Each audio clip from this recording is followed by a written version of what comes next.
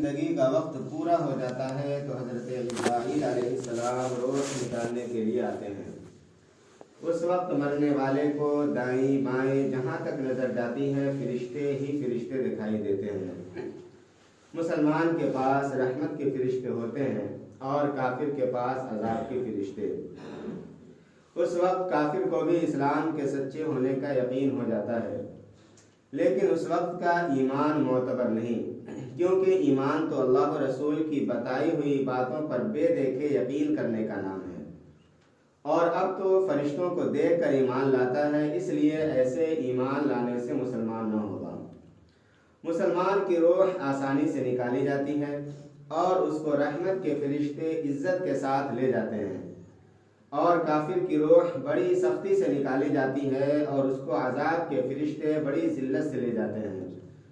مرنے کے بعد روح کسی دوسرے بدن میں جا کر پھر پیدا نہیں ہوتی، بلکہ قیامت آنے تک عالم برزخ میں رہتی ہے۔ یہ خیال کہ روح کسی دوسرے بدن میں چلی جاتی ہے، چاہے آدمی کا بدن ہو یا جانور کا یا پیڑ پودا میں، تو یہ غلط ہے اور اس کا ماننا کفر ہے، اور اسی کو آواگمن اور تناسخ کہتے ہیں۔ یعنی جس کی بھی روح نکل جائے تو پھر اس کی روح کسی دوسری شے میں داخل نہیں ہوتی ہے، کسی دوسری چیز میں داخل نہیں کی جاتی ہے، بلکہ قیامت تک روح عالم برزخ میں رہتی ہے۔ اب عالم برزخ کسے کہتے ہیں؟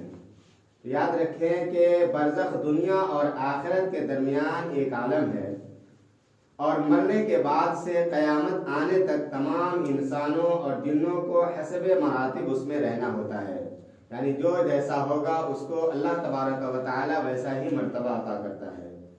اور یہ عالم برزخ اس دنیا سے بہت بڑا ہے۔ دنیا کے ساتھ برزخ کو وہی نسبت ہے جو ماں کے پیٹ کے ساتھ دنیا کو، اور برزخ میں کسی کو آرام ہے اور کسی کو تکلیف۔ تو جب کسی کی بھی روح نکل جائے، اس کے جسم سے کسی کا انتقال ہو جائے، تو یہ عقیدہ رکھنا مسلمان کے لیے لازم و ضروری ہے کہ اس کی روح پھر کسی دوسری چیز میں داخل نہیں کی جاتی ہے، چاہے وہ جانور کا روح ہو، جانور کے اندر ہو یا پیڑ پودے کے اندر ہو۔ اگر کوئی ایسا ہے کہ جو یہ عقیدہ رکھے کہ کسی کی روح نکلی اور اس کی روح کسی جانور یا پیڑ پودا وغیرہ میں داخل ہوا، تو پھر وہ مسلمان ہی نہیں رہے گا بلکہ وہ کافر ہو جائے گا، کہ ایسا عقیدہ یہ کافروں کا ہے جس کو آواگمن اور تناسخ کہتے ہیں۔ موت کیا ہے؟ یعنی موت کسے کہتے ہیں؟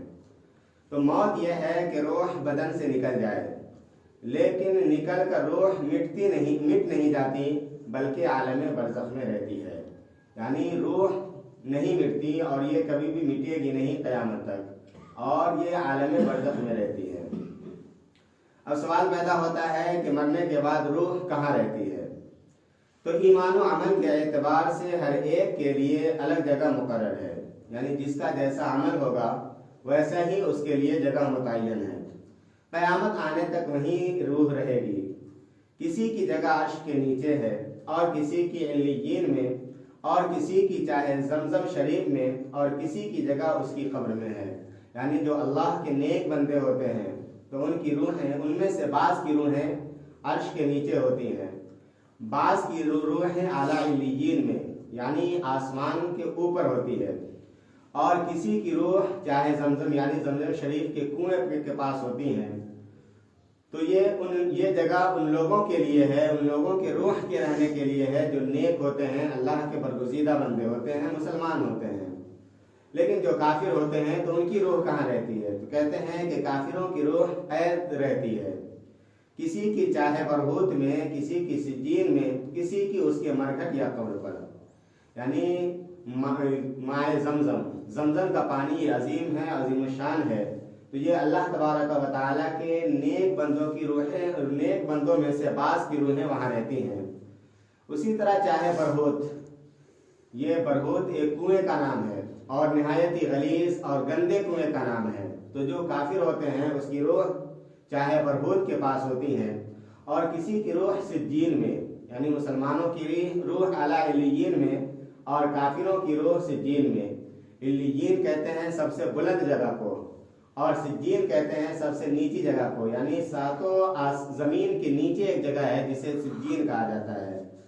फिर जो काफिर होते हैं उनमें से बास की रूहें उनकी मरघट पर या कब्र पर होती हैं। तो जो अल्लाह के नेक बंदे होते हैं उसकी रूह अच्छी जगह होती हैं, जो अल्लाह के बुरे बंदे होते हैं काफिर वगैरह, तो फिर उसकी रूहें भी बुरी जगह होती हैं। तो हम सबको नेक बनना चाहिए, अच्छा बनना चाहिए, ताकि जब हमारा इंतकाल हो तो अल्लाह तबारक व तआला हमारी रूहों को अच्छी जगह पर रखें और हमारे अमाल अच्छे होने चाहिए ताकि हम आला इल्लियीन में हमारी रूहें रहें, अच्छी